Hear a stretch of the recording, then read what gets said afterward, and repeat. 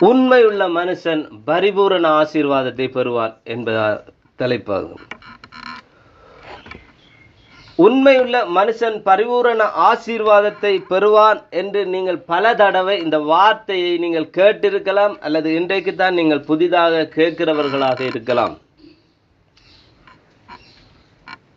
இன்றைய நாளிலே உண்மையுள்ள மனுஷன் பரிபூரண ஆசீர்வாதத்தை பெறுவான் என்ற தலைப்பிலே உண்மையுள்ள மனுஷன் என்றால் என்ன, அது எப்படி, ஆசீர்வாதம் என்றால் என்ன, பரிபூரண ஆசீர்வாதம் என்றால் என்ன, இவ்வண்ணமாக அந்த ஆசீர்வாதத்தை நாங்கள் எப்படி பெற்றுக்கொள்ள முடியும் என்பதான ஒரு விளக்கத்தோடு ஆண்டவருடைய வேத வார்த்தையை நான் உங்களோடு சேர்ந்து பகிர்ந்து கொள்ள ஆசைப்படுகிறேன்.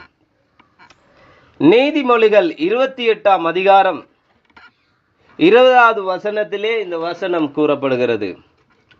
உண்மையுள்ள மனுஷன் பரிபூரண ஆசீர்வாதங்களை பெறுவான். ஆசீர்வாதத்தை அல்ல, ஆசீர்வாதங்களை பெறுவான் என்று பன்மையிலே சொல்லி இருக்கிறது. அதே போல ஆசீர்வாதம் மாத்திரம் கூறப்படவில்லை, பரிபூரண ஆசீர்வாதங்களை பெறுவான் என்பதாக வேதம் சொல்லுகிறது. ஹல்லேலூயா, ஹல்லேலூயா. நாங்கள் ஆசீர்வாதமாக இருக்க வேண்டும் என்பது எல்லாருடைய விருப்பம். சுகமாக இருக்க வேண்டும். ஆசீர்வாதம் என்று சொன்னால் நாங்கள் தனியே பணம், பொருள், வீடு, அதாவது சொத்து பத்தை மாத்திரம் நாங்கள் எடுத்துக்கொள்ள முடியாது. காசு எங்களுக்கு நிறைய இருந்து எங்களுடைய உடல்களிலே வியாதிகள் இருக்கும் என்று சொன்னால் அது பூரண ஆசீர்வாதம் கிடையாது. நாங்கள் சுகத்தோடு இருப்பதும் ஒரு ஆசீர்வாதம் தான். எங்களுக்கு எல்லாம் திருப்தியாக இருந்து எங்களுடைய குடும்பங்களிலே சமாதானம் இல்லாமல் இருந்தால் அதை நாங்கள் ஆசீர்வாதமான குடும்பம் எடுத்துவிட முடியாது. பூரண ஆசீர்வாதம் உள்ள குடும்பம் என்று எடுத்துக்கொள்ள முடியாது. அப்ப சமாதானத்தோடு வாழுகிறதும் என்ன, ஒரு ஆசீர்வாதம் தான். எனவே இந்த பூரண ஆசீர்வாதம் என்றால் என்ன, நாங்கள் எல்லோரும் விரும்புகிறோம் நாங்கள் பூரண ஆசீர்வாதமாக இருக்க வேண்டும் என்று. அல்லேலூயா, அல்லேலூயா. ஆனால் ஆண்டவர் சொல்லுகிறார், நான் பூரண ஆசீர்வாதங்களால் உங்களை ஆசீர்வதிப்பேன் என்பதாக. ஆனால் நாங்கள் என்ன செய்கிறோம் என்றால் அதுக்கு முன்பதாக என்ன சொல்லியிருக்கிறார், அதை எப்படி செய்ய வேண்டும் என்பதை நாங்கள் விட்டு விடுகிறோம். ஓமா இல்லையா? பூரண ஆசீர்வாதங்களை பெறுவான் என்றது மாத்திரம் நான் ஞாபகத்தில் திருப்பம், அதுக்கு மேலே என்னத்தை சொல்லி இருக்கிறார் என்றதை நாங்கள் என்ன செய்வோம், விட்டுருவோம். எனவே இந்த ஆசீர்வாதங்கள் எப்படி நாங்கள் பெற்றுக்கொள்ள வேண்டும், அதுக்கு முன்னுக்கு என்ன சொல்லி இருக்கிறார் என்பதை நாங்கள் ஒரு குறிப்பிட்ட நேரத்துக்குள்ளாக நாங்கள் இதை பார்த்து ஆண்டவருடைய ஆசீர்வாதத்தை பெற்று கடந்து செல்ல போகிறோம். ஆசீர்வாதங்கள் 2 வகைப்படும். ஒன்று பூமிக்குரிய ஆசீர்வாதங்கள், இரண்டாவது ஆவிக்குரிய ஆசீர்வாதங்கள். பூமிக்குரிய ஆசீர்வாதங்கள் என்று சொல்லப்படுகிற பொழுது பணமாக இருக்கலாம், பொருளாக இருக்கலாம், வீடுகளாக இருக்கலாம், சொத்துக்களாக இருக்கலாம், அந்தஸ்துகளாக இருக்கலாம். இவ்வண்ணமாக எங்களுடைய பூமியிலே காணப்படுகிற ஆசீர்வாதங்களை பூமிக்குரிய ஆசீர்வாதங்கள் என்று சொல்லுகிறோம். ஆவிக்குரிய ஆசீர்வாதம் என்று சொன்னால் ஆண்டவருடைய பரிபூரண சுகத்தை பெறுவது, ஆண்டவருடைய சமாதானத்தை பெறுவது, ஒரு ஆண்டவருக்குள்ளாக நாங்கள் ஆவிக்குள்ளே பலனடைகிறது, ஆவியின் கனிகளினால் நிரப்பப்படுவது, ஆவியின் வரங்களினால் நிரப்பப்படுவது. இவ்வண்ணமாக ஆவிக்குரிய ஆசீர்வாதங்களை சொல்லிக்கொண்டே போக முடியும். எனவே இந்த ஆசீர்வாதங்களை நாங்கள் பெற்றுக்கொள்ள வேண்டும் என்று விரும்புகிற நாம் எல்லோருக்கும் அந்த ஆசீர்வாதத்தை பெற்றுக்கொள்ள வேண்டும் என்ற விருப்பமுடைய நாம் இதை எப்படி பெற்றுக்கொள்வது என்று அநேகருக்கு குழப்பம் இருக்கிறது. ஆண்டவர் ஆசீர்வாதத்தேன் என்று வாக்கு பண்ணி இருக்கிறார். பலகணிகளை திறந்து இடங்கொள்ளாமல் போக மட்டும் ஆசீர்வதிப்பேன் என்று சொல்லியிருக்கிறார். ஆனால் எங்களுடைய வாழ்க்கையிலே அப்படிப்பட்ட ஆசீர்வாதங்களை காண முடியவில்லை, அப்படிப்பட்ட சுகத்தை காண முடியவில்லை, அப்படிப்பட்ட சமாதானத்தை காண முடியவில்லை, அப்படிப்பட்ட ஆவிக்குரிய ஆசீர்வாதங்களை காணவில்லை என்று நாங்கள் என்ன செய்கிறோம், எப்படி அதை பெற்றுக்கொள்வது, எப்படி அதை பெற்றுக்கொள்வது என்று பல வழிகளிலே நாங்கள் சிந்திக்கிறோம், யோசிக்கிறோம். அருமையான தெய்வத்தின் ஜனமே, அதை பெற்றுக்கொள்ளக்கூடிய வேதம் இவ்வண்ணமாக சொல்லுகிறது, உண்மையுள்ள மனுஷன் பரிபூரண ஆசீர்வாதத்தை பெறுவான். உண்மையுள்ள மனுஷன் மாத்திரம்தான் அந்த பரிபூரண ஆசீர்வாதத்தை பெறுவான் என்று வேதம் சொல்லுகிறது. அது என்ன உண்மையுள்ள மனுஷன்? உண்மையுள்ள மனுஷன் என்றால் என்ன? உண்மையுள்ள மனுஷனை அதை நாங்கள் இரண்டு வகையாக பிரிக்க முடியும். எப்படி? மனிதர்களுக்குள்ளே வாழுகிற நாம் மனிதர்களுக்குள்ளே உண்மை உள்ளவர்களாய் காணப்பட வேண்டும். முதலாவது, நாங்கள் வாழுகிற சமுதாயத்திலே மனிதர்களுக்குள்ளே உண்மை உள்ளவர்களாய் காணப்பட வேண்டும். இரண்டாவது, தேவனுக்கு முன்பாக நாங்கள் உண்மை உள்ளவர்களாய் காணப்பட வேண்டும். ஹல்லேலூயா, ஹல்லேலூயா. மனிதர்களுக்குள்ளே உண்மை உள்ளவர்களாய் எப்படி நாங்கள் வாழ வேண்டும்? அது என்ன மனிதர்களுக்குள்ளே உண்மை உள்ளவர்களாய் இருக்க வேண்டும் என்ற ஒரு விஷயம் நாங்கள் பார்க்க போகிறோம். மனிதர்களுக்குள்ளே உண்மை உள்ளவர்களாய் இருக்கிற பகுதிகளிலே குடும்பத்துக்குள்ளே வருவோம். கணவன் மனைவியா இருக்கட்டும், மனைவி கணவனா இருக்கட்டும், பிள்ளைகள் பெற்றோருக்கா இருக்கட்டும், பெற்றோர்கள் பிள்ளைகளுக்கா இருக்கட்டும், நாங்கள் என்ன செய்ய வேண்டும்? உண்மை உள்ளவர்களாய் வாழ வேண்டும். உண்மை உள்ளவர்களாய் வாழ வேண்டும். இன்றைக்கு அநேகர் கணவன்மாரிடத்திலே உண்மை உள்ளவர்களாய் இருக்கிறது கிடையாது. அநேக மனைவி கணவரிடத்திலே உண்மை உள்ளவர்களாய் இருக்கிறதில்லை. அநேக கணவர்கள் மனைவிமாரிடத்தில் உண்மை உள்ளவர்களாய் இருக்கிறதில்லை. பிள்ளைகளிடத்திலே உண்மை உள்ளவர்களாய் இருக்கிறதில்லை. பிள்ளைகளை எப்படி நாங்கள் வளர்த்தாலும், எப்படி நாங்கள் நேசித்தாலும், பிள்ளைகள் பெற்றோருக்கு உண்மை உள்ளவர்களாய் இருக்கிறது இல்லை. இவ்வண்ணமாக நாங்களுடைய குடும்பங்களிலே நாங்கள் செய்கிற காரியங்களிலே உண்மை உள்ளவர்களாய் இருக்க வேண்டும் என்பதாக வேதம் விரும்புகிறது. ஆண்டவர் அவ்வண்ணமாக விரும்புகிறார். எங்களுடைய தனிப்பட்ட வாழ்க்கையிலே நாங்கள் தனிப்பட்ட நேரங்களிலே கொஞ்சம் நாங்கள் சிந்தித்து பார்ப்போம் என்று சொன்னால், அநேக காரியங்களிலே எங்களுடைய குடும்பங்களிலே நாங்கள் உண்மை உள்ளவர்களாய் இருப்பதற்கு தவறு இருக்கிறோம். எனவே ஆண்டவர் விரும்புகிறார் நாங்கள் குடும்பங்களிலே முதலாவது உண்மை உள்ளவர்களாய் இருக்க வேண்டும். இரண்டாவது உறவுகள் மத்தியிலே நாங்கள் உண்மை உள்ளவர்களாக இருக்க வேண்டும். விசுவாச திருச்சபை மத்தியிலே உண்மை உள்ளவர்களாக இருக்க வேண்டும். நாங்கள் திருச்சபையிலே ஒரு குடும்பங்களை போல இருக்கிறோம். விசுவாசிகள் ஒரு உறவுகளை போல இருக்கிறோம்.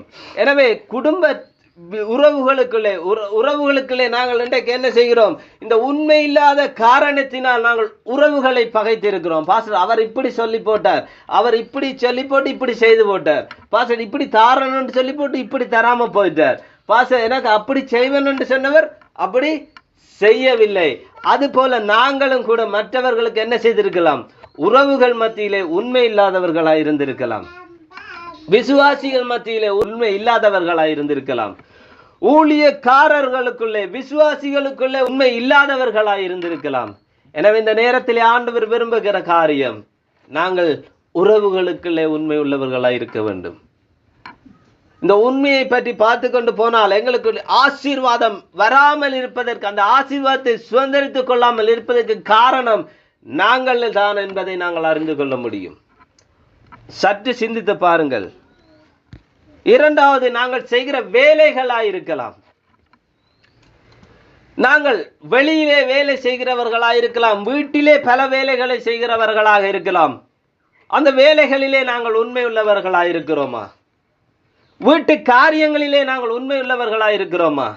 சற்று சிந்தித்து பாருங்கள். சில நேரங்களிலே நாங்கள் தவறி விடுகிறோம். வெளியிலே வேலை செய்கிற இடங்களிலே நாங்கள் பல வகைகளிலே பல விதங்களிலே உண்மை இல்லாதவர்களாக இருந்திருக்கலாம். இதை பிட்டு இன்னும் பிரித்து பேச முடியும், ஆனால் அவ்வளவுத்துக்கு நேரம் காணாது. எனவே நாங்கள் வெளியிலே செய்கிற வேலைகளாயிருந்தாலும் சரி, ஆண்டவருக்கு செய்கிற வேலைகளாயிருந்தாலும் சரி, ஊழியங்களாயிருந்தாலும் சரி, நாங்கள் எந்த அளவுக்கு அந்த வேலைகளிலே சரி, அந்த காரியங்களிலே சரி, நாங்கள் உண்மை உள்ளவர்களாயிருந்திருக்கிறோம் என்பதை நாங்கள் சற்று சிந்தித்து பார்க்க முடியும். எனவே இன்றைய நாளும் ஆண்டவர் எங்களோடு பேசுகிற காரியம், நாங்கள் செய்கிற எந்த காரியமாயிருந்தாலும் அதிலே நாங்கள் உண்மையுள்ளவர்களாய் காணப்பட வேண்டும். ஹல்லேலூயா, ஹல்லேலூயா. இன்னொரு காரியத்தை பேசி தேவனுக்கு முன்பான உண்மையுள்ளவர்களா என்பதை நாங்கள் கடந்து செல்ல போகிறோம். மனிதர்களுக்கு முன்பாக உண்மையுள்ளவர்களாய் இருக்கிற காரியத்திலே, நடக்கைகளிலேயும் பேச்சுக்களிலேயும் நாங்கள் உண்மை உள்ளவர்களாய் இருக்கிறோமா? நாங்கள் நடக்கிற காரியங்களிலே உண்மை உள்ளவர்களாய் இருக்கிறோமா? எங்களுடைய பிள்ளைகள் சில பேர் இருக்கிறார்கள், பிள்ளைகளை பேசுவார்கள், தம்பி பொய் சொல்லக்கூடாது, களவெடுக்க கூடாது, சிகரெட் பற்றக்கூடாது, தண்ணி அடிக்கக்கூடாது என்று பிள்ளைக்கு சிகரெட்டோட கண்டா அப்பா என்ன செய்வார்? அடிச்சு முறிச்சு போடுவார். ஆனால் தகப்பன் என்ன செய்வார்? எங்களுடைய நடக்கையிலே நாங்கள் முதலாவது உண்மையாக இருக்க வேண்டும். நாங்கள் சொல்லுகிற மற்றவர்களுக்கு சொல்லுகிற காரியங்களிலே நாங்கள் என்ன செய்ய வேண்டும்? முதலாவது நாங்கள் உண்மையாக இருக்க வேண்டும். எனவே அவ்வண்ணமாக நாங்கள் மனுஷர்களுக்கு இடையிலே நாங்கள் உண்மையாக வாழ பழகிக் கொள்ள வேண்டும். ஏனென்று சொன்னால் ஆண்டவருடைய ஆசீர்வாதத்தை நாங்கள் பெற்றுக்கொள்ள வேண்டும் என்று சொன்னால், ஆண்டவருடைய பூரண ஆசீர்வாதத்தை பெற்றுக்கொள்ள வேண்டும் என்று சொன்னால் அவ்வண்ணமாக நாங்கள் வாழ பழகிக் கொள்ள வேண்டும். இந்த உண்மையாக வாழ்வு என்பது பயங்கர கஷ்டமான ஒரு விடயம். அநேக இடங்களிலே வெளிநாட்டில் இருந்து பேசுகிற பொழுது, பிரதர் என்னட்ட கொஞ்சம் காசு இருக்குது, ஆனா ஒரு தொழில் தொடங்கலாம்னு நினைக்கிறேன், ஆனா உண்மையான ஆக்களை கண்டுபிடிக்கிறது கஷ்டம். ஒரு வீடு கட்ட போகிறேன் என்று சொன்னால், பாஸ்டர் நான் ஒரு வீடு கட்ட போறேன், ஆனா உண்மையான மேசனை கண்டுபிடிக்கிறது கஷ்டம். ஓமா இல்லையா? உண்மையா வாழுகிறது என்பது இந்த நாட்களிலே பயங்கரமான கஷ்டமான ஒரு காரியம். வார்த்தையின் மூலம் நாங்கள் கதைத்து விட்டு பேசிவிட்டு போகலாம், ஆனால் உண்மையாக வாழுகிறது என்பது மிக மிக மிக கடினமான காரியம். ஆனால் ஆண்டவருடைய பூரண ஆசீர்வாதத்தை நாங்கள் பெற்றுக்கொள்ள வேண்டும் என்று சொன்னால் எங்களை நாங்கள் அந்த உண்மையான வாழ்க்கைக்குள்ளாய் வாழ பழகிக் கொள்ள வேண்டும். அதைதான் ஆண்டவர் இன்று எங்களோடு விரும்புகிற காரியம். உண்மையுள்ள மனுஷன் பரிபூரண ஆசீர்வாதத்தை பெறுவான். அடுத்ததாக தேவனுக்கு முன்பாக எப்படி நாங்கள் உண்மையுள்ளவர்களாய் வாழ வேண்டும், எப்படி இருக்க வேண்டும் என்ற சில காரியங்களை நான் உங்களுக்கு சொல்லிவிட்டு கடந்து செல்ல போகிறேன். முதலாவது, தேவ உறவிலே நாங்கள் உண்மையுள்ளவர்களாய் இருக்கிறோமா? தேவ உறவு என்று சொன்னால் ஆண்டவரோடு நாங்கள் எப்படி உறவாடுகிறோம்? பேசுங்கள். ஆண்டவரோடு நாங்கள் எப்படி உறவாடுகிறோம்? தனிப்பட்ட ரீதியிலும் சரி, ஆண்டவரோடு நாங்கள் எப்படி பேசுகிறோம், எப்படி உறவாடுகிறோம், எப்படி நாங்கள் அவரை, ஆண்டவரே நான் நேசிக்க அன்பு செலுத்துகிறேன் என்றதை நாங்கள் எப்படி வெளிப்படுத்துகிறோம்? ஜெபத்தின் மூலம் நாங்கள் வெளிப்படுத்துகிறோம். எனவே ஆண்டவருடைய உறவிலே நாங்கள் சரியா இருக்கிறோமா? இது தனியவே நான் இதில் கேட்டுக்கொண்டிருக்கிறவர்களுக்கு மாத்திரம் கூறவில்லை, என்னையும் உள்ளடக்கித்தான் பேசிக்கொண்டிருக்கிறேன். நான் இந்த காரியங்களெல்லாம் ஆராய்ந்து இதற்கான சொல்யூஷனை கண்டுபிடித்து பேசிக்கொண்டிருக்கிறேன். ஜெபங்களிலே நாங்கள் குறைபட்டவர்களாக இருக்கிறோம். ஆண்டவருக்கு ஜெபங்களிலே நாங்கள் உண்மை இல்லாதவர்களாக இருக்கிறோம். ஆண்டவர் விரும்புகிற காரியம், என் பிள்ளை என்னோடு உறவாடாதா, என் பிள்ளை என்னோடு பேசாதா, என் பிள்ளை என்னை கூப்பிடாதா, அந்த நேரத்துக்கு ஆண்டவர் எங்களை எதிர்பார்க்கிறார். ஆனால் நாங்கள் என்ன செய்கிறோம்? எங்களுடைய வேலைகளிலே, எங்களுடைய காரியங்களிலே நாங்கள் கண்ணோக்கமாக இருக்கிறோம். ஆனால் ஆண்டவரோடு உறவாடுவதை, ஆண்டவருக்கு எங்களுடைய அன்பை வெளிப்படுத்துவதிலே நாங்கள் என்ன செய்கிறோம்? குறைபட்டவர்களாக இருக்கிறோம். இரண்டாவது, வேத வார்த்தையிலே நாங்கள் உண்மை உள்ளவர்களாக இருக்கிறோமா? ஒரு விஷயம் நாங்கள் சிந்தித்து பாருங்கள். வேத உணவு உண்ணுகிறோம் எங்களோட உடல் சுக ஆரோக்கியத்துக்காக. அதே போல எங்களுடைய உடல்லே ஆவி, ஆத்மா, சரீரம் என்று 3 காணப்படுகின்றது. சரீரத்துக்கு நான் என்ன செய்யறோம்? உணவையும் தண்ணீரை நாங்கள் கொடுக்கிறோம் ஆரோக்கியமாக இருப்பதற்காக. இதே போல ஆவிக்குரிய வாழ்க்கையில நாங்கள் ஆரோக்கியமாக இருப்பதற்காக, ஆண்டவரோடு சரியான உறவை வைத்துக் கொள்வதற்காக, ஆண்டவர் என்னோடு என்ன பேசுகிறார் அதை கேட்டு நான் நடக்க வேண்டும், தேவன் இன்றைக்கு நாளிலும் என்ன பேசுகிறார் என்பதை நாங்கள் அறிந்து அதன்படி நடக்க வேண்டும் என்று சொன்னால் நாங்கள் என்ன செய்ய வேண்டும்? வேத வார்த்தையை நாங்கள் வாசிக்க வேண்டும். வேத வார்த்தை மூலம்தான் ஆண்டவர் எங்களோடு பேசுகிறார். எனவே முதலாவது ஆண்டவருடைய உறவிலே, ஜெபத்திலே நாங்கள் தரித்திருக்கிறவர்களாக இருக்க வேண்டும். அதே போல வார்த்தை, ஒரு சரீரத்துக்கு உணவும் தண்ணீரும் எவ்வளவு முக்கியமோ, அதே போல ஆவிக்குரிய வாழ்க்கைக்கு வார்த்தையும் ஜெபமும் அவசியமான ஒன்று. இது எத்தனை பேர்கள் ஏற்றுக்கொள்கிறீர்கள்? நான் பேசுகிறது விளங்குதா உங்களுக்கு? நான் பேசுகிறது விளங்குதா? எனவே தேவனுக்கு முன்பாக நாங்கள் உண்மையுள்ளவராக இருக்கிறோமா என்று சிந்தித்து பாருங்கள். ஜெபத்திலே நான் ஆண்டவரை அனுதினமும் தேடுகிறேனா? ஆண்டவரோடு உறவு கொள்ளுகிறேனா? வேத வாக்கியங்களை நான் வாசிக்கிறேனா? வேதத்தை நான் சரியான முறையிலே அதை வாசித்து அதை ஆராய்ந்து ஆண்டவருடைய சமூகத்திலே அதன்படி நடக்கிறேனா? அதற்கு உண்மையுள்ளவனாய் இருக்கிறேனா? அல்லது போனால் எப்படிப்பட்ட பூரண ஆசீர்வாதங்களை நீங்கள் பெற முடியும் என்று சற்று சிந்தித்து பாருங்கள்.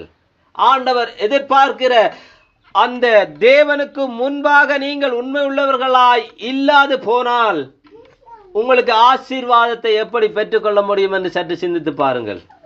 இன்னைக்கு நாங்கள் ஆசீர்வாதம் வரவில்லையே, கிடைக்கவில்லையே, எப்படி அதை கிடைக்கிறது என்று பல வழிகளிலே யோசிக்கிறோம். அந்த நீதிமொழிகளிலே நான் வாசித்த வசனத்தை நீங்கள் வாசித்து பார்ப்பீர்கள் என்று சொன்னால் பின்பதாக ஒரு வசனம் கூறப்படுகிறது.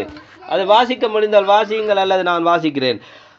உண்மையுள்ள மனுஷன் பரிபூரண ஆசீர்வாதங்களை பெறுவான், ஐஸ்வர்யவானாக தீவிக்கிறவன் ஆய்க்கினைக்கு தப்பான்.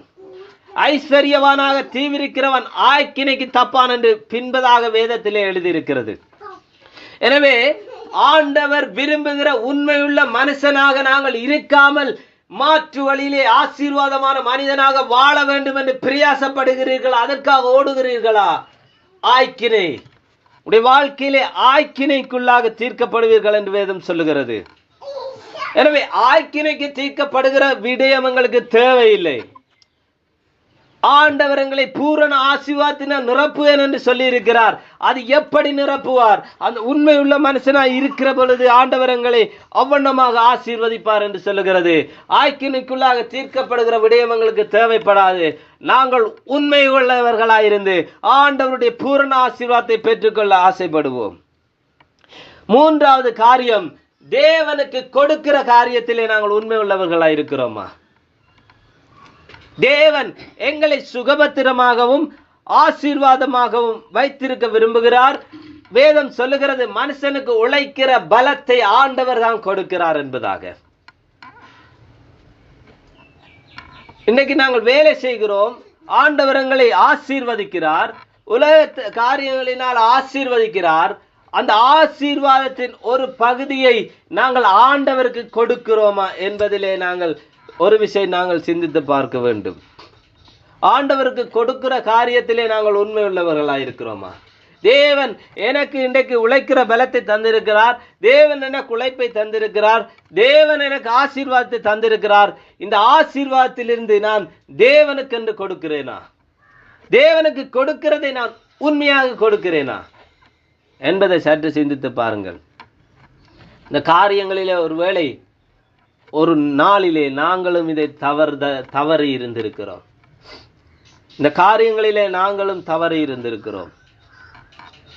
இப்படிப்பட்ட உண்மை இல்லாத காரியம் எங்களுடைய வாழ்க்கையிலே காணப்பட்டால், எனக்கு பிரியமான தெய்வத்தின் ஜனமே, ஆண்டவருடைய பூரண ஆசீர்வாதத்தை பெற்றுக்கொள்வதற்கு நாங்களே தடையாக காணப்படுகிறோம்.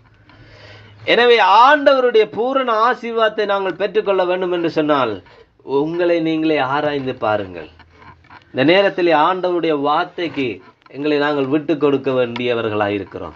இந்த காரியத்திலே நான் ஆமாண்டவரே, நான் இந்த காரியத்திலே நான் இப்படி உண்மை இல்லாதவர்களாக இருந்திருக்கிறேன், ஆண்டவரே நான் இந்த காரியத்திலே உண்மை இல்லாதவனாக இருந்திருக்கிறேன் என்று ஆண்டவருடைய சமூகத்திலே நாங்கள் மாறுகிற பொழுது, உண்மையுள்ளவனாக மாறுகிற பொழுது அந்த ஆசீர்வாதத்தை நாங்கள் கண்டுகொள்ள முடியும். அந்த பரிபூரண ஆசீர்வாதத்தை நாங்கள் கண்டுகொள்ள முடியும். இறுதியாக ஒரு காரியத்தை நான் உங்களுக்கு செய்கிறேன். தேவனுக்கு செய்கிற காரியங்கள் பொறுப்புகளிலே நாங்கள் உண்மை உள்ளவர்களாக இருக்கிறோமா? தேவனுடைய ராஜ்யத்திலே தேவனுக்கென்று ஓடுகிற நாங்கள் தேவன் விரும்புகிற காரியத்திலே நாங்கள் செய்ய வேண்டிய காரியத்திலே உண்மை உள்ளவர்களாக இருக்கிறோமா? எங்களுக்கு பொறுப்பு இருக்கிறது. இலவசமாய் கிடைத்த ஆண்டவருடைய சுகத்தை, ஆண்டவருடைய ஆசீர்வாதத்தை இலவசமாய் பெற்றீர்கள், இலவசமாய் கொடுங்கள். எங்களுக்கு மேல் எல்லார் மேலும் விழுந்த கடமை ஆண்டவருடைய சத்தியத்தையும் ஆண்டவருடைய நற்செய்தியையும் பிரசங்கிக்க வேண்டியவர்களாக இருக்கிறோம். அது எல்லாருக்கும் விழுந்த கடமையா இருக்கிறது. ஆண்டவர் எங்களுக்கு ஒவ்வொரு பொறுப்பை வைத்திருக்கிறார். நீங்கள் பெற்ற சுகத்தை மற்றவர்களுக்கும் அனுபவிக்க என்ன செய்ய வேண்டும்? ஆண்டவருடைய காரியத்தை நாங்கள் சொல்லாமல் வேறு யார் வந்து சொல்லுவார்? நாங்கள் பெற்ற அந்த சந்தோஷத்தையும் சமாதானத்தையும் அந்த ஆசீர்வாதத்தையும் அந்த ரட்சிப்பையும் நாங்கள் சொல்லாமல் வேறு யாரு சொல்ல முடியும்? நாங்கள் பெற்ற அந்த அந்த அந்த நன்மையை மற்றவர்களுக்கு அனுபவத்தினூடாக சொல்லுகிற பொழுதுதான் அது அவர்களுக்கு ஆண்டவருடைய காரியம் வெளிப்படும். எனவே ஆண்டவர்களிடத்தில் எதிர்பார்க்கிறது ஆண்டவருடைய காரியம். நான் ஊழியம் செய்கிறேன், ஊழியங்களிலே உண்மை உள்ளவனாயிருக்கிறேனா? ஒரு விஷயம் நாங்கள் யோசித்து பாருங்கள். வேதம் சொல்லுகிறது, மற்றவர் உங்களுக்கு என்ன செய்ய வேண்டும் என்று நீங்கள் விரும்புகிறீர்களோ அதை மற்றவர்களுக்கு செய்யுங்கள் என்பதாக வேதம் சொல்லுகிறது. மற்றவன் எங்களுக்கு என்ன செய்ய வேண்டும் என்று நாங்கள் ஆசைப்படுகிறோம், மற்றவர் எங்களுக்கு எப்படி எப்படியெல்லாம் செய்ய வேண்டும் என்று நாங்கள் ஆசைப்படுகிறோம். வேதம் சொல்லுகிறது அதை நீங்கள் மற்றவர்களுக்கு செய்யுங்கள் என்பதாக. இன்னொரு வசனத்தை நாங்கள் வாசித்து கடந்து செல்ல போகிறோம். லூக்கா 16ஆம் அதிகாரம் 10ஆம் வசனம் 107வது பக்கத்திலே இருக்கிறது.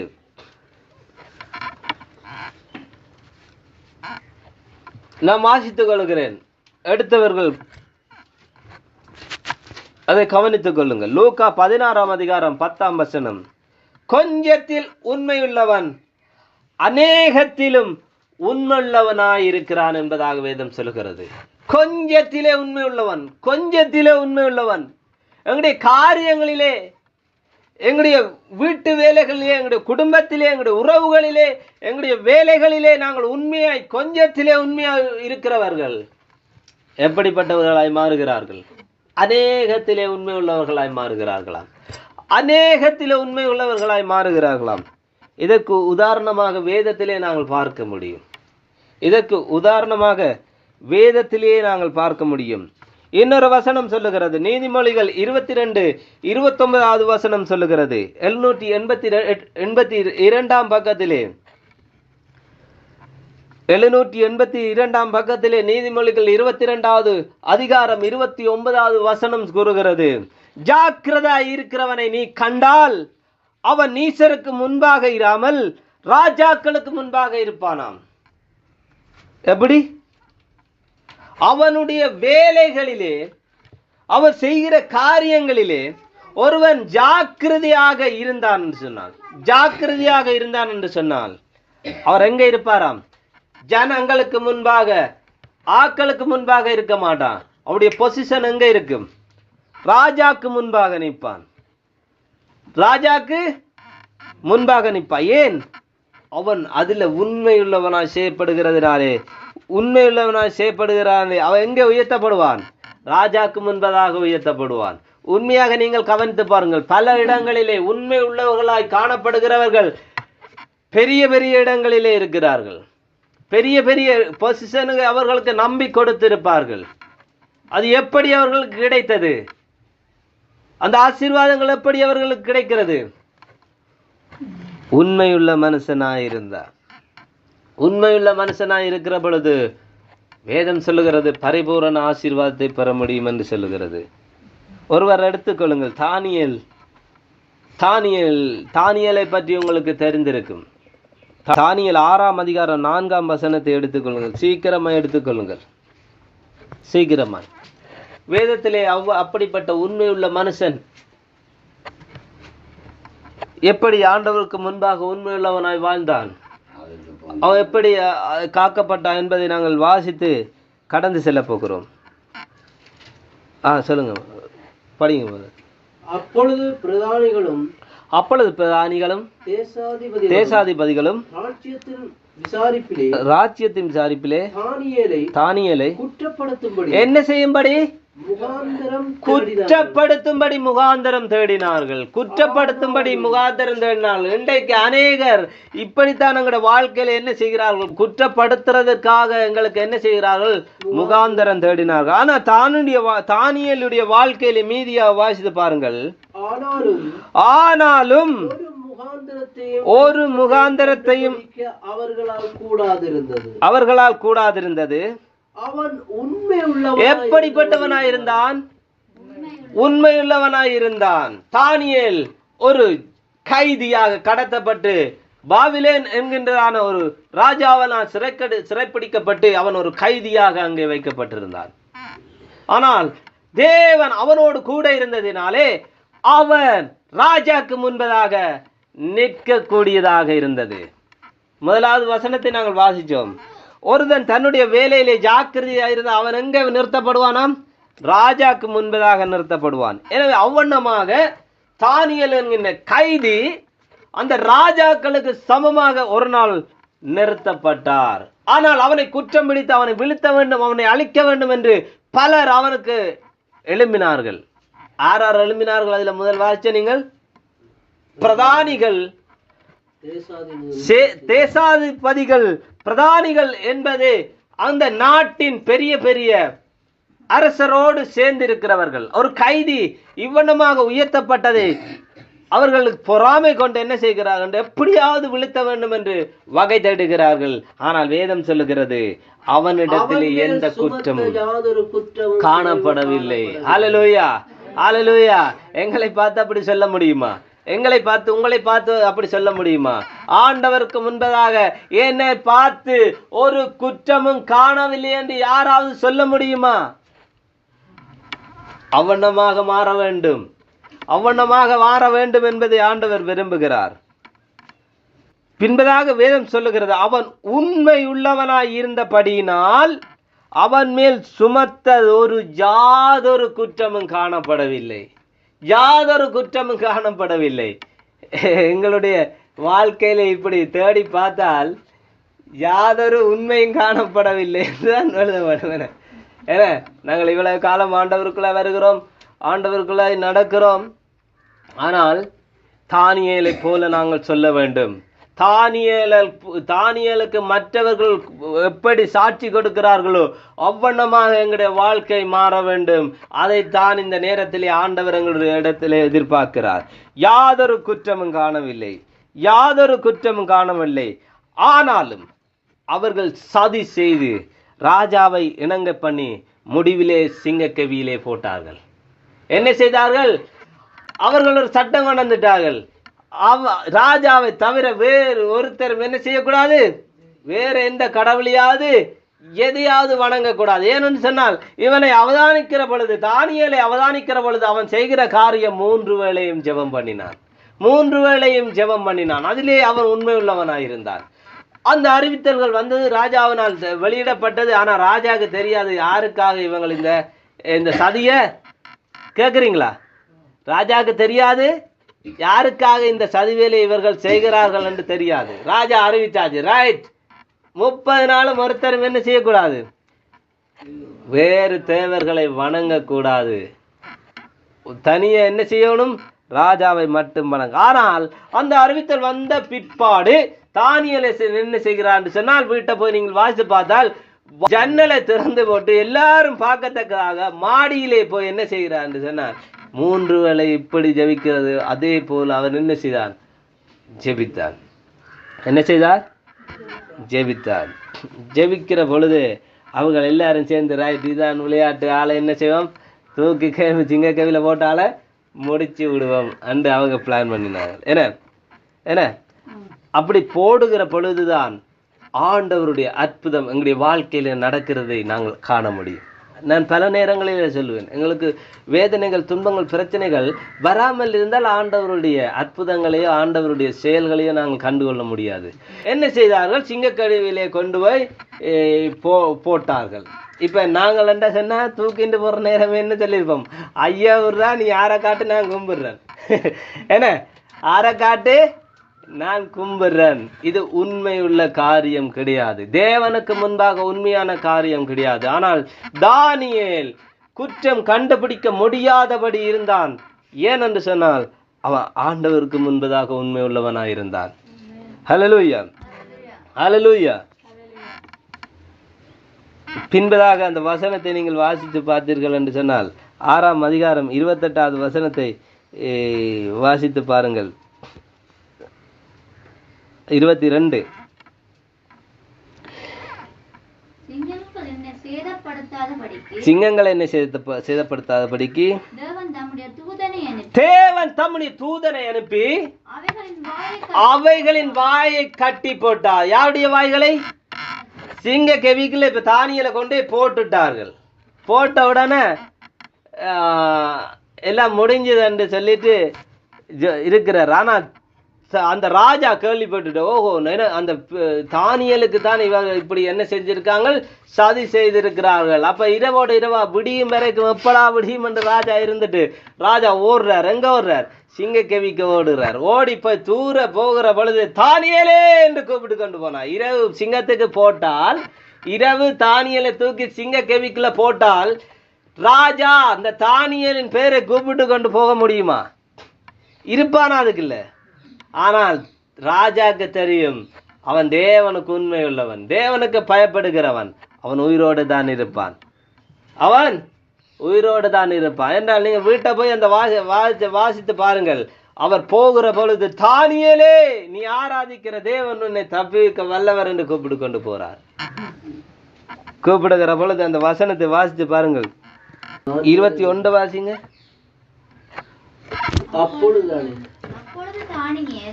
தானியேல் கூப்பிட என்ன சொல்றார்? ராஜாவே.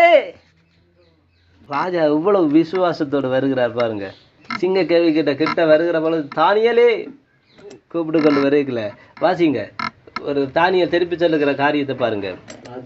ராஜாவே நீர் என்றும் வாழ்க, சிங்கங்கள் என்னை சேதப்படுத்தாத படிக்கு தேவன் தம்முடைய தூதர்களை அனுப்பி நாங்கள் உண்மை உள்ளவர்களாய் இருந்தோம் என்று சொன்னால், எங்களை பிடித்து விழுங்க சுத்தி கொண்டிருக்கிற பிசாசா இருந்தாலும் சரி, எங்களுக்கு எதிரான மனுஷர்களா இருந்தாலும் சரி, தேவன் அவர்களுக்கு எதிராக தம்முடைய தூதர்களை அனுப்பி கட்டி போட ஆயத்தமா இருக்கிறார். எத்தனை பேர்கள் நீங்க விசுவாசிக்கிறீர்கள்? எத்தனை பேர்கள் விசுவாசிக்கிறீர்கள்? நாங்கள் உண்மை உள்ளவர்களாய் இருக்க வேண்டும். அந்த ஆசீர்வாதத்தை நாங்கள் பெற வேண்டும் என்று சொன்னால், அப்படி ஒரு விடுதலையை கண்டுகொள்ள வேண்டும் என்று சொன்னால், அப்படி ஒரு தேவனுடைய அற்புதத்தை நாங்கள் எங்களுடைய வாழ்க்கையிலே கண்டுகொள்ள வேண்டும் என்று சொன்னால், தானியேலை போல நாங்கள் உண்மை உள்ளவர்களாய் காணப்பட வேண்டும். உண்மை உள்ளவனாய் காணப்பட வேண்டும். வேதத்திலே அநேகரை பார்க்கலாம். மோசேயை பார்க்கலாம், ஜோபுவை பார்க்கலாம், அதே போல தானியேலை பார்க்கலாம். இவர்கள் எல்லாம் தேவனுக்குள்ளே உண்மையுள்ளவர்களாய் இருந்ததை நற்சாட்சி பெற்றவர்கள். எனவே இதற்கு முன்பதாக ஒரு வசனத்தை நான் வாசித்தேன், கொஞ்சத்திலே உண்மையுள்ளவர்கள் என்பதாக. கொஞ்சத்திலே உண்மை உள்ள இருக்கிற பொழுது அநேகத்திலே நாங்கள் உண்மை உள்ளவர்களாக இருக்க முடியும். உதாரணத்துக்கு நீங்கள் பாருங்கள், இந்த தேர் மாட்டு வண்டில் இப்படிப்பட்ட ஒரு காரியத்தை, அந்த வண்டில் எவ்வளவு பெரிய தேரா இருக்கட்டும், அது பெரிய ஒரு தேர் எப்படி என்று சொன்னால் கட்டி அதில் தான் என்ன செய்வாங்க, அரசர்கள் வருவார்கள், குதிரையில போட்டு கொண்டு போவோம். அந்த பெரிய தேர் அந்த நாட்டுக்கே அரசனாகிற ஒரு ஏறி போகிற தேர் எதை நம்பி இருக்குன்னு தெரியுமா? அச்சாணியைத்தான் நம்பி இருக்கு. அச்சாணியைத்தான் நம்பி இருக்கும். அந்த சில்லில் என்ன செய்வார்கள், ஒரு ஓட்டையை வைத்து சில்லை போட்டு அச்சாணி ஒன்றை போட்டு விடுவார்கள். இந்த பெரிய தேர் எதை நம்பி இருக்கிறது? அந்த கொஞ்சத்தில் இருக்கிற ஏன்னா அந்த தேரின் பாதியா பிரிச்சு ரெண்டா பிரிச்சு அதை பிரிச்சு ரெண்டா பிரிச்சு அதை பிரிச்சு ரெண்டா பிரிச்சு அப்படி பிரிச்சு கொண்டு போனாலே அடங்காத ஒரு சைஸ் தான் அந்த அச்சாணி. அந்த நாட்டுக்கே அரசனாய் இருக்கிறவர் எதை நம்பி அதுல ஏறுகிறார்? விடிஞ்ச எழும்பினவுடன் அவர்கள் என்ன செய்வார்கள் சொன்னா அந்த அச்சாணி சரியா இருக்கிறதான்னு பார்ப்பார்கள். குதிரைக்கு ஓடுகிற ரேஸ் ஓடுகிற குதிரை வண்டில் அது போன உடனே அதை எதை அவதானிப்பார்கள் என்று சொன்னால் முதலாவது அச்சாணியை தான் அவதானிப்பார்கள். ஏனென்று சொன்னால் அந்த சிறிய காரியம்தான் என்ன செய்யுது, ஒரு ரேஸை ஒரு போட்டியில என்ன செய்யுது, வெல்ல வைக்குது. அந்த சிறிய ஒரு காரியம்தான் அந்த பெரிய அரசனை சுமந்து பாதுகாப்பாக போக வேண்டிய இடத்துக்கு கொண்டு போகிறது. இதைத்தான் வேதம் சொல்லுகிறது, கொஞ்சத்தில் உண்மையுள்ளவன் அநேகங்களுக்கு அநேகத்தில் என்ன செய்து உண்மையுள்ளவனாக இருக்க முடியுது. ஏன்னா சில் கலண்டோடினா என்ன கட்டம், அப்படியே தேர் செண்டா பிளக்கும், முன்னுக்கு போற குதிரை மற்ற பக்கம் பிறலும், நடு உள்ளுக்க இருக்கிற ராஜா மற்ற பக்கத்தால வருவார், ஓடுறவர் என்ன செய்வார், எங்கேயாவது வாய்க்காலுக்குள்ள கால் வாய்க்குள்ள கிடப்பார். இவ்வளோத்தையும் பாதுகாக்கிறது எது?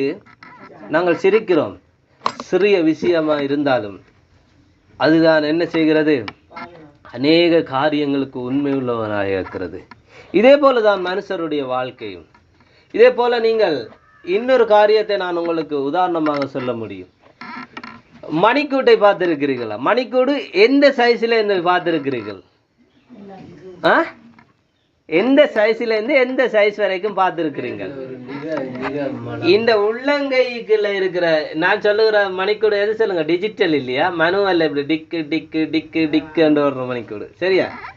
ரைட். சின்ன இந்தளவு மணிக்கூட்டுல இருந்து பெண்களுக்கு இதை விட சின்னதா வரும். இந்த மணிக்கூட்டுல இருந்து இந்த மணிக்கூடு வரைக்கும் இருக்குது. ஏன்னா கையில கட்டுற மணிக்கூடா இருந்தாலும் சரி, அலுமாரிக்குள்ள வைக்கிற என்ன கொழுகுற மணிக்கூடா இருந்தாலும் சரி, பெரும் பெரும் மணிக்கூடுகள் எல்லாம் இருக்குது. ஏன்னா மணிக்கூடு எல்லாம் இருக்குது.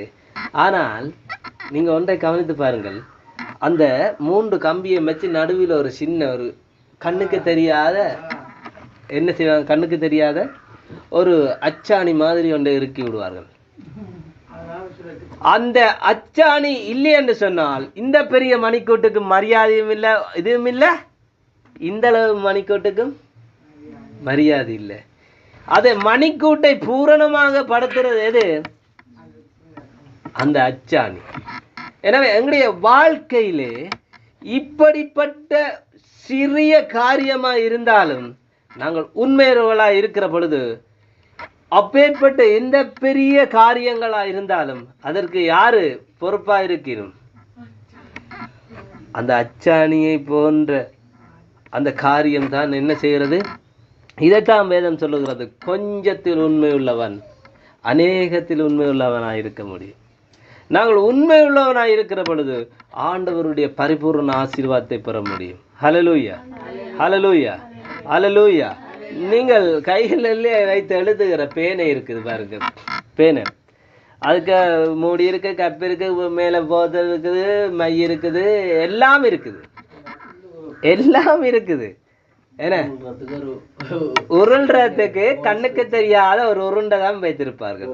ஏன்னா கண்ணுக்கு தெரியாத ஒரு உருண்டை தான் வைத்திருப்பார்கள். நாங்கள் இதை சிந்திக்க வேண்டிய நேரம் இது. என்ன அது விழுந்தால் அந்த பேனைக்கே எந்த ஒரு என்ன சொல்றதுக்கு அதுக்கு பேரே இல்லை. ஏன்? அதை தூக்கி விசுக்கி எறிந்து விடுவார்கள், அது தூர எறிந்து விடுவார்கள். ஏன்? அந்த குண்டு தான் என்ன செய்யுது? எழுத வைக்குது. எனவே எங்களுடைய காரியங்கள் எங்களுடைய வாழ்க்கையில நாங்கள் சிந்தித்து பார்ப்போம் என்று சொன்னால், இது போன்ற காரியங்கள் தான் எங்களுடைய வாழ்க்கையில நாங்கள் உண்மை உள்ளவர்களாக இருக்க வேண்டும் என்று வேதம் விரும்புகிறது. அப்படிப்பட்ட ஒவ்வொரு காரியங்களிலே நான் உங்களுக்கு சொல்லணும். குடும்ப உறவுகளாக இருந்தாலும் சரி, உங்களோட குடும்ப காரியங்களாக இருந்தாலும் சரி, வீட்டு வேலையாக இருந்தாலும் சரி, தனிப்பட்ட காரியங்களாக இருந்தாலும் சரி, விசுவாசிகள் மத்தியிலே இருந்தாலும் சரி, உறவுகள் மத்தியிலே இருந்தாலும் சரி, நாங்கள் என்ன செய்ய வேண்டும்? அந்த குண்டூசியை போல, அந்த குண்டு பேனைக்குள்ளே இருக்கிற குண்டுகளை போல, அந்த மணிக்கூட்டில் இருக்கிற அச்சாணியை போல, அந்த தேரிலே இருக்கிற அச்சாணியை போல என்ன செய்ய வேண்டும்? நாங்கள் உண்மை உள்ளவர்கள ஆண்டவருக்கு இருக்க வேண்டும். இரண்டாவது, வேலைகளிலே நாங்கள் உண்மை உள்ள, வெளியிலே நாங்கள் செய்கிற வேலைகளிலே உண்மை உள்ளவர்களாக இருக்க வேண்டும். மூன்றாவது காரியம், நடக்கையிலே பேச்சிலே நாங்கள் உண்மை உள்ளவர்களாக இருக்க வேண்டும். அடுத்து நாங்கள் உங்களோடு பேசினேன், ஆண்டவருக்கு முன்பதாக எப்படிப்பட்ட உண்மை உள்ளவர்களாக இருக்க வேண்டும். இதைத்தான் முக்கியமாக நாங்கள் பேச வேண்டும். என்று சொன்னால் இன்றைக்கு அநேகருடைய வாழ்க்கையிலே ஜெபம் குறைந்து போயிருக்கிறது, வேதம் குறைந்து போயிருக்கிறது, ஆண்டவருக்குள்ளாய் வாழுகிற காரியம் குறைந்து போயிருக்கிறது, ஆண்டவரை நேசிக்கிற காரியம் குறைந்து போயிருக்கிறது. என்ன நேசிக்கிற காரியம் குறைந்து போயிருக்கிறது. எனவே ஆண்டவர் விரும்புகிறார் தம்முடைய உறவிலே உண்மை உள்ளவர்களாக இருக்க வேண்டும் என்பதாக, வேதத்திலே உண்மை உள்ளவர்களாக இருக்க வேண்டும் என்பதாக.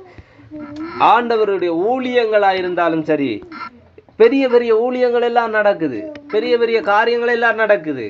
ஆனால் நாங்கள் எப்படிப்பட்டவர்களாக இருக்க வேண்டும்? பேனையின் முன்னிலே இருக்கிற குண்டுகளைப் போல இருந்தாலும் நாங்கள் உண்மை உள்ளவர்களாக இருக்க வேண்டும். ஹல்லேலூயா, ஹல்லேலூயா.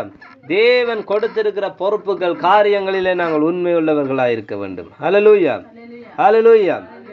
இன்றைக்கு அநேகர் இப்படி பேசுகிறார்கள். இவர் என்ன உண்மை உள்ளவர்களாக இருக்க வேண்டும் என்று பேசுகிறார்? பிரமாணத்துக்குரியவர்களாக இருக்கிறார்கள், பிரமாணத்துக்குரியவர்களாக இருக்கிறார்கள். எப்படி பிரமாணத்துக்கு உள்ளவர்களாக இருக்கிறார்கள் என்று சொன்னால், இன்றைக்கு அநேக போதனைகள் இவ்வண்ணமாகத்தான் மாறிக்கொண்டு போகிறது. அப்படி நீங்கள் சொல்லக்கூடாது. உண்மை உள்ளவர்களாக இருக்கிறதுனால ஆண்டவர் ஆசீர்வதிப்பார் என்று சொல்லக்கூடாது.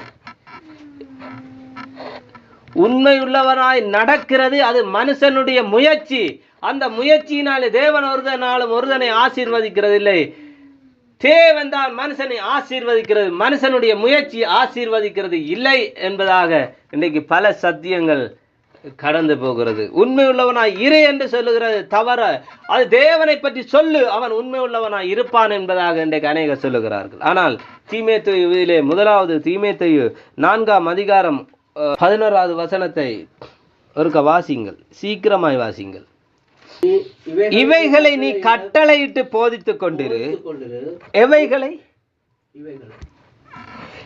9வது வசனத்தை பாருங்கள். இந்த வார்த்தை உண்மையும் எல்லா அங்கீகரிப்புக்கும் பாத்திரமாயிருக்கிறது. இதன் நிமித்தம் பிரயாசப்பட்டிருக்கிறோம், நிந்தை அடைகிறோம். ஏனெனில் எல்லா மனுஷருக்கும் விசேஷமாக விசுவாசிகளுக்கும் இரட்சகராகிய ஜீவனுள்ள தேவன் மேல் நம்பிக்கை வைத்திருக்கிறோம். எனவே அந்த தேவனிலே நாங்கள் இவைகளை என்ன செய்ய வேண்டும்? நீ கட்டளையிட்டு போதித்துக் கொண்டிரு. எப்படி போதிக்கட்டாம்? எப்படி போதிக்கட்டாம்? நீ உண்மையுள்ளவனாயிரு, அப்பொழுதுதான் தேவன் உன்னை ஆசீர்வதிப்பார் என்று கட்டளையிட்டு போதித்து, உன் இளமையை குறித்து ஒருவனும் உன்னை அசட்டை பண்ணாதபடிக்கு நீ முதலாவது வார்த்தையிலும், இரண்டாவது நடக்கையிலும், மூன்றாவது அன்பிலும், நான்காவது ஆவியிலும், ஐந்தாவது விசுவாசத்திலும், ஆறாவது கற்பிலும், ஏழாவது விசுவாசிகளுக்கு மாதிரியாயிரு. விசுவாசிகளுக்கு மாதிரியாய் இருப்பது என்பது விசுவாசிகளுக்கு முன்மாதிரியாக இருப்பது, விசுவாசிகளுக்கு முன்மாதிரியாக நடப்பது. அப்ப எத்தனை காரியத்தை குறித்து சொல்லுகிறார் பாருங்கள். இது பழைய ஏற்பாட்டு உடன்படிக்கை காலத்திலே பிரமாணங்களுக்குள்ளே கூறவில்லை, புதிய உடன்படிக்கைக்குள்ளே காணப்படுகிறதான பவுல் தீமோத்தேயுவுக்கு சொல்லுகிற பொழுது எவ்வளவு காரியத்தை குறித்து சொல்லுகிறார். உன் இளமையை குறித்து ஒருவன் உன்னை அசட்டை பண்ணாதபடிக்கு நீ வார்த்தையிலும், நடக்கையிலும், அன்பிலும், ஆவியிலும், விசுவாசத்திலும், கற்பிலும் விசுவாசிகளுக்கு முன்பாக எப்படி இருக்கட்டும்? எப்படி இருக்கட்டும்? மாதிரியா இருக்கட்டும். நாங்கள் மாதிரியா இருக்க வேண்டும். ஆண்டவரே, நான் உண்மையுள்ளவனா இருக்க வேண்டும். ஆண்டவரே, உறவுகளுக்கு நான் உண்மையுள்ளவனா இருக்க வேண்டும். ஆண்டவரே, என்று குடும்பத்துக்குள்ளே நான் உண்மையுள்ளவனா இருக்க வேண்டும் என்று ஆண்டவரிடத்திலே நான் கேட்கிற பொழுது ஆண்டவர் எங்களுக்கு உதவி செய்ய அவர் ஆயத்தமாயிருக்கிறார். ஆண்டவர் அந்த காரியங்களிலே நாங்கள் ஜெயம் பெறுவதற்கு அவர் எங்களோடு கூட இருக்கிறார். அந்த காரியங்களை நாங்கள் என்ன செய்ய வேண்டும்? அவர்களுக்கு சொல்ல வேண்டும்.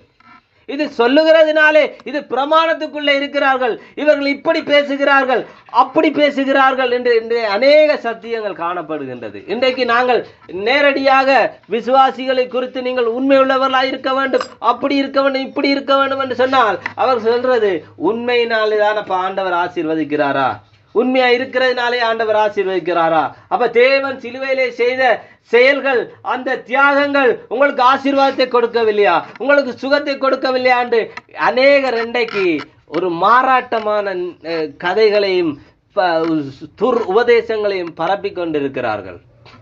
ஆனால் எனக்கு பிரியமான தெய்வத்தின் ஜனமே, வேதம் எப்படி போதிக்க சொல்லுகிறது? நீ இவைகளை கட்டளையிட்டு போதி, நீ இவைகளை கட்டளையிட்டு போதி. உன் இளமையை குறித்து ஒருவனும் அசட்டை பண்ணக்கூடாது. என்ன சேர்ச்சிக்கு போற அவன் அப்படி நடக்கிறான், அது உண்மை இல்லாதவராக இருக்கிறார், இப்படி வாழ்றார், ஆண்டவருக்கு இப்படி இருக்கிறார், அப்படி இருக்கிறார் என்று சொல்லி என்ன செய்யக்கூடாது? மற்றவன் எங்களுக்கு அசட்டையாக பேசாதபடி நாங்கள் விசுவாசிகளுக்கு முன்பதாக எப்படி இருக்க வேண்டும்? மாதிரியா இருக்க வேண்டும், மாதிரியா இருக்க வேண்டும்.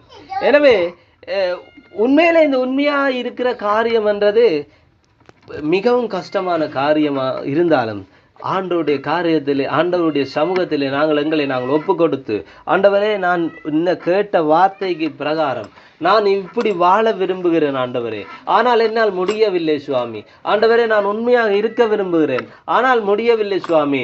ஜெபங்களிலே வேதங்களிலே நான் உண்மையாக இருக்க விரும்புகிறேன், ஆனால் முடியவில்லை சுவாமி. நீர் கொடுத்த ஆண்டவரே உம்முடைய வேலைகளிலே நான் உண்மையாக இருக்கிறேன் சுவாமி, ஆனால் என்னால் முடியவில்லை ஆண்டவரே, எனக்கு உதவி செய்யுங்கள், எனக்கு உதவி செய்யுங்கள் ஆண்டவரே. நான் உமக்குள்ள உண்மையா இருக்க வேண்டும். முதலாவது நான் உமக்குள்ள உண்மையா இருக்க வேண்டும்.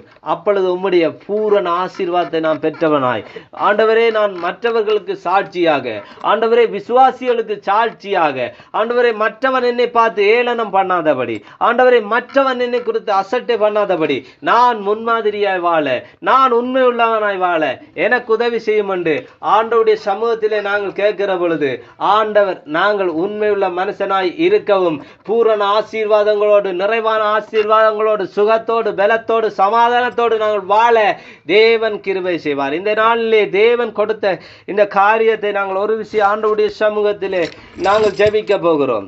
இந்த நாளில் நீங்கள் கேட்ட வார்த்தையை குறித்து ஆண்டவருடைய சமூகத்திலே கேளுங்கள். ஆண்டவரே, நான் இவ்வளவு நாளும் உண்மை இல்லாதவர்களாய் இருந்திருக்கிறேன் சுவாமி. ஆண்டவரே, என்னுடைய குடும்பத்திலே நான் உண்மை இல்லாதவனாய் இருந்திருக்கிறேன். ஆண்டவரே, என்னுடைய வேலைகளிலே உண்மை இல்லாதவனாய் இருந்திருக்கிறேன். என்னுடைய நடக்கையிலே, பேச்சுகளிலே நான் உண்மை இல்லாதவனாய் இருந்திருக்கிறேன். ஆண்டவரே, உமக்கு முன்பாக நான் உண்மை இல்லாதவனாய் இருந்திருக்கிறேன். ஜெபங்களிலே, வேதங்களிலே, உம்மோடு உறவாடுகிற காரியங்களிலே நான் உண்மை இல்லாதவனாய் இருந்திருக்கிறேன். நீர் கொடுத்த காரியங்களிலே நான் உண்மை இல்லாதவனாய் இருந்திருக்கிறேன். இந்த நேரத்திலே நான் ஒரு உண்மையுள்ள மகனாய் மாற என்னை ஒப்பு தருகிறேன். ஆண்டவரே, இந்த காரியங்கள் என்னால் ஆண்டவரே தொடர்ந்து செய்ய முடியாது இருக்கிறது. ஆண்டவரே, நான் உம்முடைய உண்மையிலே நான் நிலைத்திருக்க முடியாது இருக்கிறது.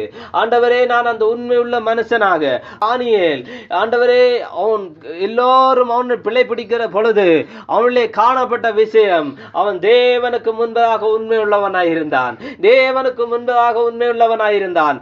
எனவே சிங்க கெவியிலே போட்ட பொழுது தேவன் தம்முடைய தூதர்களை அனுப்பி அவன் வாயை கட்டி போட்டார் என்று பார்க்கிறோம். உங்களுடைய வாழ்க்கையில நீங்கள் உண்மை உள்ளவர்களாய் காணப்படுகிற பொழுது, வாழ்க்கையிலே காணப்படுகிறதான எல்லா காரியங்களிலிருந்து, எல்லா தீமையான காரியங்களுக்கும் தேவன் தம்முடைய தூதனை அனுப்பி உங்கள் விடுதலையாக்க அவர் ஆயத்தமாயிருக்கிறார். எனவே நீங்கள் ஒப்புக் கொடுங்கள், வாய்களை திறந்து ஆண்டவருக்கு நன்றி சொல்லுங்கள், ஸ்தோத்திரம் சொல்லுங்கள். ஆண்டவரே, இந்த வார்த்தையை நீர் எனக்கு கொடுத்தபடினால் உமக்கு நன்றி செலுத்துகிறோம். ஆண்டவரே, நான் உம்முடைய ஆசீர்வாதங்களை பெற விரும்பினாலும் சுவாமி, ஆண்டவரே நீர் விரும்புகிற அந்த உண்மையுள்ள மனுஷனாக இருக்க முடியாதிருக்கிறது சுவாமி, என்னால் முடியாதிருக்கிறது. ஆண்டவரே, எனக்கு ஒரு விஷயம் உதவி செய்யுங்கள், எனக்கு ஒரு விஷயம் உதவி செய்யுங்கள் என்று சொல்லுங்கள். அப்பா, நான் ஒரு உண்மை மனுஷனாக வாழ நீர் எங்களுக்கு கிருபை செய்யுங்கள் அப்பா. உங்களை சோதரிக்கிறோம் ஆண்டவரே, நன்றி செலுத்துகிறோம் ஆண்டவரே. கர்த்தரை நம்பியே ஜீவிப்போம், கவலை கஷ்டங்கள் தீர்ந்திடும், கைவிட காத்திடும் பரமனின் கரங்களை நாம் பற்றி கொண்டோம், கைவிட காத்திடும் பரமனின் கரங்களை நாம் பற்றி கொள்வோம். உம்மை வழியில் நடந்திடும் உத்தம மார்க்கென்றும் கர்த்தர் துணை. பாடுவோமா? உண்மை வழியில் நடந்திடும் உத்தமனுக்கென்றும் கர்த்தர் துணை, கண்கள் அவன் மீது வைத்திடுவார், கருத்தாய் காத்திடுவார்.